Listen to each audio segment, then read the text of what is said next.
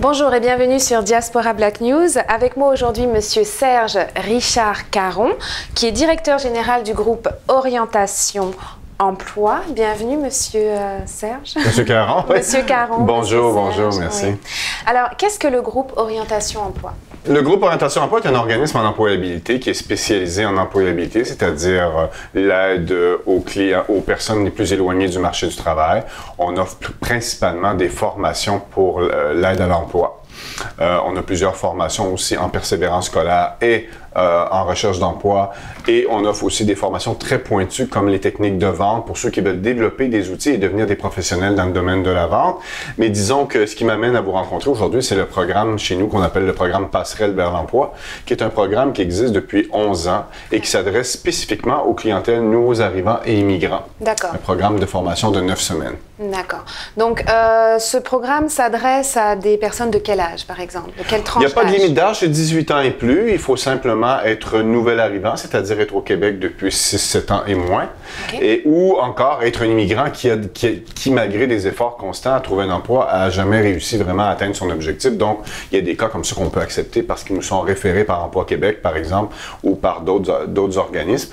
Notre objectif, c'est vraiment de donner tous les outils. On a, au fil des années, on existe depuis 20 ans, là, au mois d'octobre dernier, c'était notre 20e anniversaire, et on a développé au fil des années toutes sortes d'outils très pointus au niveau du counseling d'emploi et au niveau des méthodes dynamiques de recherche d'emploi qui permettent vraiment à un chercheur d'emploi, si évidemment il met les efforts et le travail et la constance, la persévérance, qui va lui permettre d'atteindre son objectif beaucoup plus facilement que s'il n'avait pas passé par un programme de formation comme le nôtre. D'accord, donc c'est une formation qui s'adresse à des personnes qui ont déjà été en situation d'emploi et qui n'ont aussi jamais été en situation d'emploi? On regarde vraiment, c'est du cas par cas. On peut avoir un jeune Africain de 19 ans qui n'a aucune expérience québécoise, canadienne d'emploi, ce qui arrive souvent là, pour les nouveaux arrivants. Comme on peut avoir un autre candidat d'origine maghrébine, par exemple, très scolarisé, mais qui n'a pas non plus d'expérience québécoise. La grande majorité de nos participants n'ont pas d'expérience canadienne, québécoise. Donc, ça représente souvent un obstacle pour eux. Alors, nous, on essaie de leur montrer justement comment contourner cet obstacle. Mais on a aussi des gens qui sont ici depuis un certain nombre d'années, justement, et qui ont certaines expériences, mais qui ne travaillent pas nécessairement dans le domaine dans lequel ils avaient étudié. Ah, donc, ils souhaitent développer des compétences dans leur domaine. Et vous les aidez un peu à rentrer... on les aide beaucoup. À rentrer dans le domaine oui. dans lequel ils veulent travailler. Exactement. Nous, on regarde le cas, on fait une analyse évidemment individuelle, on fait une évaluation des besoins du participant. À partir de là, si on voit qu'il y a vraiment besoin d'un encadrement et d'outils spécifiques, on l'inscrit à l'intérieur du programme Passerelle. La formation dure 9 semaines, comme je disais. Les 3 premières semaines sont vraiment comme à l'école, c'est-à-dire 3 semaines de formation théorique avec tous les outils stratégiques de recherche d'emploi et vraiment montrer un peu c'est quoi la culture québécoise de l'emploi, hein? Comment ça fonctionne ici, c'est quoi un CV qui est gagnant, un CV qu'on appelle chez nous marketing de soi, c'est-à-dire un CV qui va vous permettre d'aller chercher des entrevues parce qu'on le sait, le CV arrive avant nous. Donc, la plupart du temps, les gens nous disent « j'envoie des CV et j'ai pas de nouvelles ». Alors, on a développé vraiment une stratégie qui permet aux chercheurs d'emploi d'aller chercher des entrevues plus facilement. Et évidemment, une fois en entrevue, l'idée, c'est de réussir les entrevues pour obtenir un poste dans notre domaine. On a développé aussi une stratégie en 3 étapes qui permet vraiment aux chercheurs d'emploi de ne pas trop se limiter dans sa façon de chercher de l'emploi, mais aussi face aux options qu'il y a devant lui. Trop souvent, les chercheurs d'emploi se disent « moi, j'ai un diplôme en droit, je veux travailler comme avocat » et ne voient pas toute la panoplie d'options qu'ils pourraient avoir. Alors, nous, on travaille beaucoup à un peu débroussailler tout ça avec les chercheurs d'emploi. D'accord. Alors, justement, présentez-moi par exemple une activité type. Un atelier type? Un atelier type, voilà. On travaille évidemment beaucoup dans les 3 premières semaines. Comme je disais, c'est très théorique, c'est comme à l'école. Ensuite, les 6 semaines qui suivent, là, on est plus en action. Vous êtes sur le terrain. On est sur le terrain avec les employeurs, recherche d'emploi, recherche de stage, avec les outils qu'on a développés dans les 3 premières semaines. Dans les 3 premières semaines, les ateliers très concrets, premièrement, préparation de CV, évidemment, les outils de base. Hein. Je dis souvent, on montre un coffre à outils ensemble. Alors, pour monter un bon coffre à outils, il faut avoir les bons outils.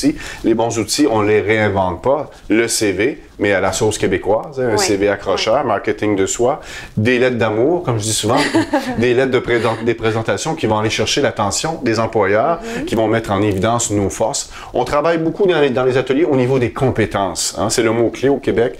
Il faut mettre en valeur ses compétences. C'est bien beau. Souvent, les nouveaux arrivants sont fiers de leur formation académique qu'ils ont eue dans leur pays d'origine, mais ils ne savent pas comment la vendre, ils ne savent pas comment la mettre en valeur, et ils s'imaginent trop souvent à tort que le fait d'avoir une maîtrise, un bac est suffisant en soi, alors que malheureusement, c'est pas le cas. Il faut savoir mettre nos compétences de l'avant, il faut savoir présenter nos forces. Alors, c'est beaucoup sur ça qu'on travaille dans les 3 premières semaines, à travers différents ateliers, toujours en équipe de 10, 12, ce qui permet des échanges, évidemment. Hein. Nous, on reçoit chez nous au moins une 60aine de communautés culturelles différentes par session, par année. Donc, ça crée des liens de solidarité très forts et des amitiés qui se créent à l'intérieur des formations. Et ça, c'est très important parce que la recherche d'emploi, ça va bien au-delà de trouver un emploi, là, ce qui est l'objectif, évidemment, mais ça va aussi dans une meilleure connaissance de la culture québécoise et de la culture multiethnique de Montréal. Tout à fait.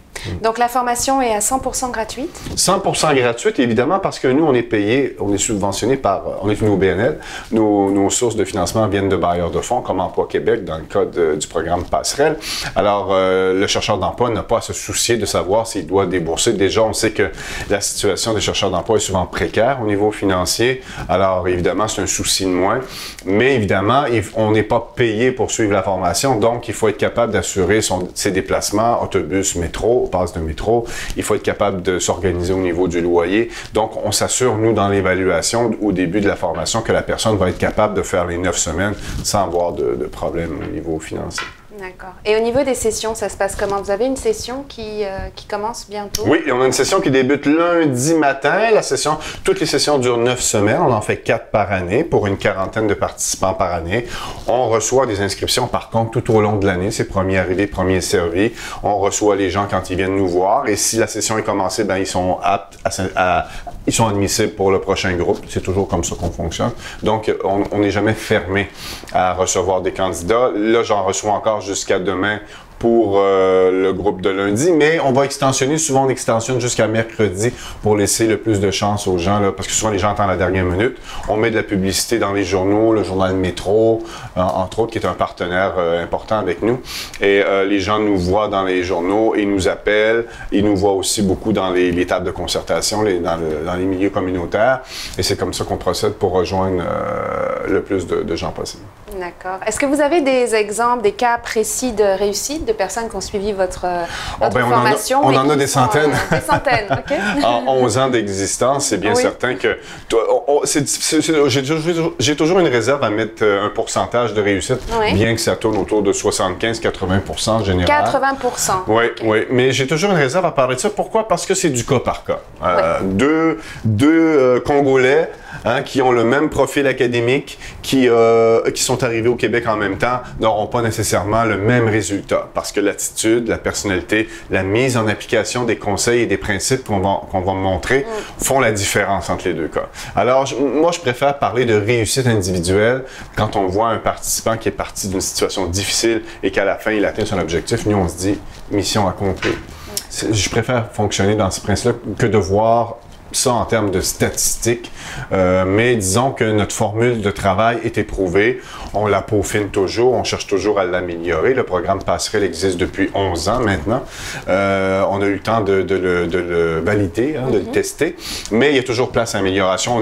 On essaie toujours aussi de faire venir des conférenciers qui sont pertinents, qui vont nous parler de régionalisation de l'immigration, qui vont nous parler des meilleures stratégies, qui vont nous parler aussi, par exemple, de ce que les entreprises attendent.